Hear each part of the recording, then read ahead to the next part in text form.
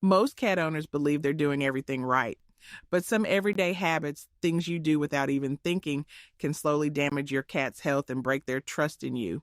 Today, we'll cover 17 of the most common mistakes cat owners make and how to fix them before it's too late. One of them is quietly poisoning your cat every single day, and it smells pleasant. Another explains why your cat disappears the moment you try to show them affection. 17. Stop kissing your cat's nose. That gesture of love is, from their perspective, a biological assault. A cat's nose contains 2 million olfactory receptors, far more than yours. When you lean in close, your breath carries coffee, food residue, toothpaste. To them, it isn't affection. It's a chaotic sensory explosion detonating on their most precise organ. And there's something older at work. In the wild, a direct face-to-face approach signals one thing: an incoming attack. Their nervous system has not forgotten, cannot forget. Every unwanted kiss plants a seed of anxiety that compounds quietly over weeks, over months. Show your love the feline way. A slow blink across the room, a quiet ear scratch. It asks nothing of them, it costs nothing, and they will feel it. 16, never wake a sleeping cat. They need 16 to 20 hours of rest every day, and every minute of that counts. You see a warm, soft bundle and can't resist reaching in, but interrupting deep sleep destroys recovery cycles. Your cat cannot simply restart. Cell repair happens in deep sleep. The immune system rebuilds. During REM, their brain processes the world and regulates emotional balance. Chronic disruption makes your cat irritable, attack-prone, and physically weak. Studies confirm cats without enough rest age faster and die younger. Your urge to touch can wait 2 hours. What you cannot give back is the sleep you stole. They will come to you when they're ready, and that version of contact chosen freely will mean something real. 15, stop yelling at your cat. It achieves exactly one thing: fear. Not correction, not understanding. Fear. Cats live in a present moment reality with no access to 10 minutes ago. You scream about the wet spot on the carpet, and from their perspective, you have simply gone insane. The act is erased from their memory. What remains is this: you are loud, unpredictable, dangerous. That registers as trauma. Every outburst adds weight to a growing archive of fear that permanently rewires how they see you. Eventually, they flinch when you enter the room. Fear breeds marking. Fear breeds aggression. Fear generates hormones that silently cause disease. You built all of that with your voice. Prevention works every time. Yelling never has and never will. 14. Stop holding your cat against their will. You squeeze tighter, convinced they'll calm down. They won't. For a cat, being physically restrained by something larger is not a hug. It is predator capture. Their nervous system fires one command: escape or die. That is not metaphor. That is thousands of years of wiring, firing on full signal. When you ignore their struggle, you're teaching their body that your hands mean danger. The next time you reach out, they'll remember. They'll back away. They'll avoid the room entirely, and you'll have no idea why. Trust broken this way takes months to rebuild, if it returns at all. Some cats love being held. Let them choose it. That version is real. 13. Turn off the TV when you leave. You think background noise is company? Your cat experiences it differently. For them, the screen is a rapidly flickering blur of motion with no predictable pattern. Random audio spikes, a gunshot, a siren, an audience erupting jolt a sleeping cat awake with no identifiable source of threat. Their hearing reaches frequencies we can't detect, and electronics produce ultrasonic whines that register in your cat's nervous system hour after hour, long after you've stopped noticing. There is no adaptation. There is no tuning out. The stimulation accumulates. The anxiety builds. If you want to genuinely help, leave silence. Or search for feline-specific calming frequencies, music designed around the brain patterns of domestic cats. What they need is quiet. Give them that. 12. Throw away the spray bottle. Today, spraying your cat for bad behavior feels like a harmless correction. It destroys your relationship without teaching them anything. Here's the mechanism. Your cat does not connect the water to the behavior. They connect it to you, to your presence, your hands, your approach. What you've created is a cat that behaves differently when you're watching and continues the behavior the moment you leave. Meanwhile, something else shifts. Cats that are repeatedly sprayed develop water aversion. Some stop drinking enough. Dehydration settles onto the kidneys with quiet compounding weight. Kidney disease, eventual failure. You would never trace that back to a plastic bottle, but the biology does. Use double-sided tape, use redirected attention, use patience, just not that bottle. 11. Stop feeding your cat the moment you wake up. This feels like love. It is a trap you are building for yourself. The instant you make waking you a reliable path to food, your cat begins optimizing. Earlier than earlier. 4 a.m., 3 a.m., 2 a.m. You stumble out of bed and feed them just to stop the noise, and by doing that, you've confirmed the method works. Within weeks, you have a living alarm clock with no snooze button and a worsening schedule. The fix is simple. Feed them 30 to 60 minutes after you rise, not before. Or install a timer feeder. Break the link between your eyes opening and the bowl filling. Do it consistently, and the problem dissolves. 10. Never use your bare hands as a cat toy. A kitten gnawing your finger is harmless and briefly adorable. An adult cat that has learned human flesh is prey is a genuine medical liability. Cat bites drive bacteria, Pasteurella capnocytophaga, deep into tissue along narrow puncture channels that close at the surface while infection spreads beneath. These are not bites that heal quietly over a few days. These are bites that send people to emergency rooms, IV antibiotics, surgical drainage, hospitalization, all because someone wiggled their fingers in front of a kitten years ago. If your cat bites during play, do not pull away. Pulling triggers the prey drive and intensifies the attack. Freeze. Stillness ends the game. Always use wands, toys, something between your skin and their instinct. 9. Move the food bowl far from the litter box. This is not a preference. It is a biological command with no override. Wild predators never eat where they eliminate, ever. The smell of a litter box, even one you consider clean, hits your cat's nose at a force 10,000 times what you experience.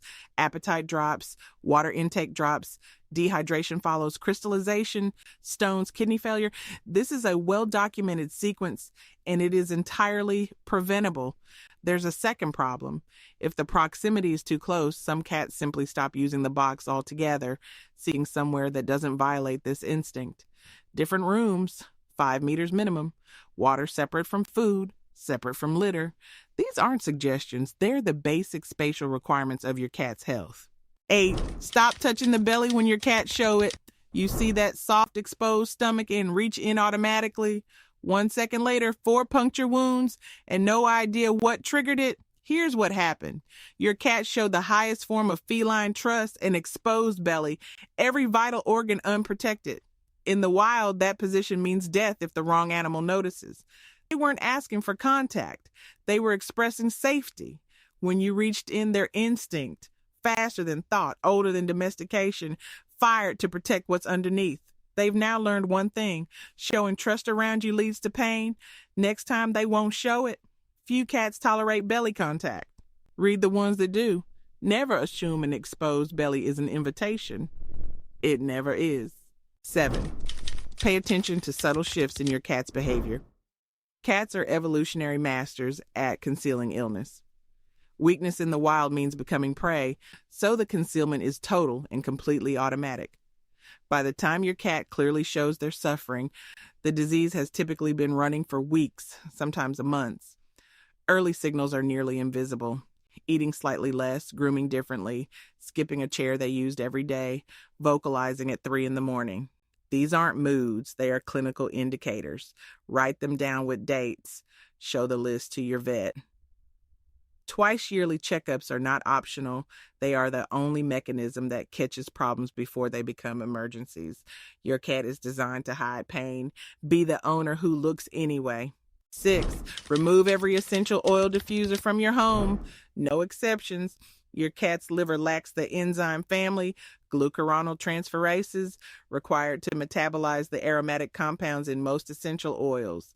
These compounds don't pass through, they accumulate session after session with no early warning until the damage inside the liver crosses a point of no return.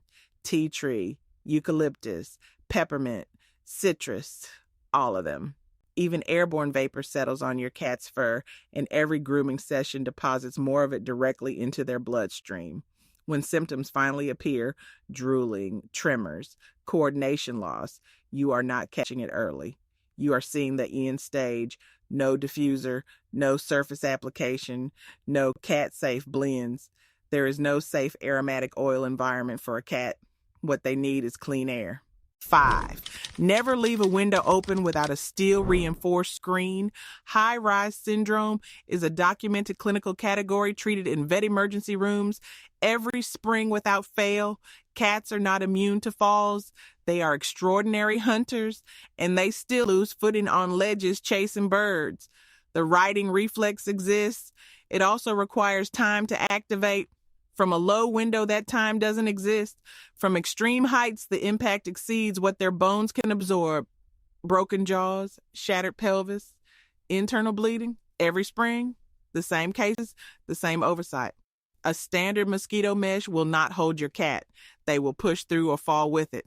Steel mesh, correctly mounted, is the only real solution. It costs a fraction of what one surgery will. 4. Remove the lid from your litter box. You installed it for your comfort. Your cat pays the price on every visit. Inside a covered box, every trip means breathing concentrated ammonia with no ventilation, no escape until they're done. You lift the lid once a day and find it unpleasant. Your cat enters nose first multiple times daily into that same air at full concentration. Over time, their airways register the chronic damage, and then they stop going in. Not to punish you, but to protect themselves. They find somewhere where the air doesn't hurt. You punish them for that choice, not realizing you created it. Open boxes air out faster, get cleaned more often, and give your cat full visibility during their most vulnerable moment. 3. Stop punishing your cat for marking. Marking is the single most misread behavior in domestic cats. It is not spite. It is not defiance. It is a distress signal from a body in physical pain or under enough psychological pressure that normal function has broken down. Cystitis, bladder stones, diabetes, territorial anxiety so severe the cat simply cannot contain it. Any of these can trigger marking, and punishing the cat only intensifies the exact stress that caused it in the first place. A feedback loop entirely of your design. The cat communicates pain, you respond with aggression, the situation worsens. Start with a vet visit. Rule out every medical cause, address the environment. The behavior is a symptom. You cannot fix a symptom by attacking it. 2. Never let anyone trim your cat's whiskers. Not a groomer, not a child, no one. Whiskers are not decorative hair. They are precision sensory instruments called vibrissae, embedded in deep nerve beds that transmit continuous spatial data to the brain. Width of gaps, changes in air pressure, the exact position of objects in total darkness. Remove them and your cat goes partially blind in a way that's invisible from the outside. They'll misjudge jumps, miss landings, walk into furniture they've navigated for years. This disorientation lasts until full regrowth, weeks of low-grade fear that research classifies as clinically significant. Tell your groomer explicitly. Explain it to children before it happens.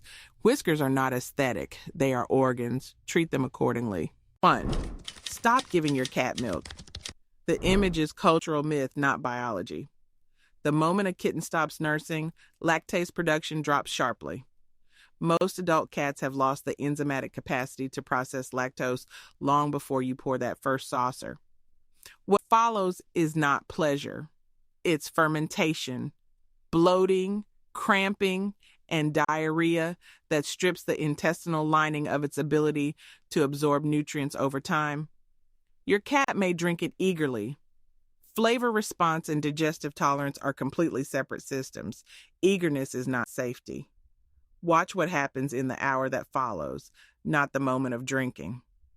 Chronic dairy exposure leads to deficiencies, weight loss, and systemic fragility from sustained gut damage. Fresh water, species-appropriate nutrition, nothing from the dairy shelf. The prescription is simple. Now stop pouring the milk.